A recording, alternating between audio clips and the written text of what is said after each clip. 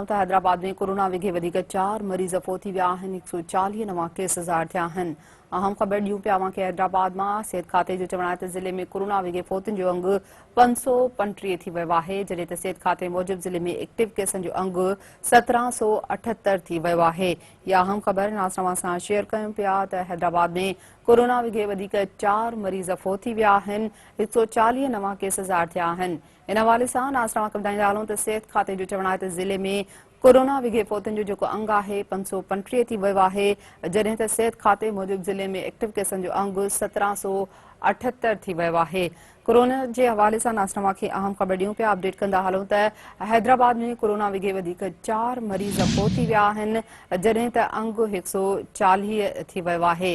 नाज़रन खे ॿुधायूं पिया, सिहत खाते जो चवण आहे त ज़िले में कोरोना विघे फ़ौतुनि जो अंग 535 थी वियो आहे। सिहत खाते मूजिबि ज़िले में एक्टिव केसनि जो जेको अंग आहे उहो 1778 रिकॉर्ड कयो वियो आहे।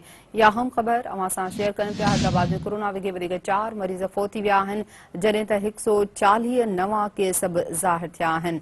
हैदराबाद मां कोरोना वायरस जे हवाले सां अहम ख़बर नाज़रन सां शेयर कयूं पिया।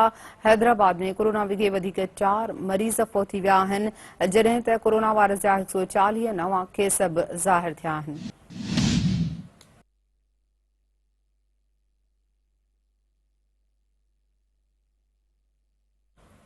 अहम ख़बर ॾेई रहिया आहियूं, अपडेट कंदा हलूं अवां खे अहम ख़बर जे हवाले सां त हैदराबाद में कोरोना विघे वधीक 4 मरीज़ फ़ौत थी विया।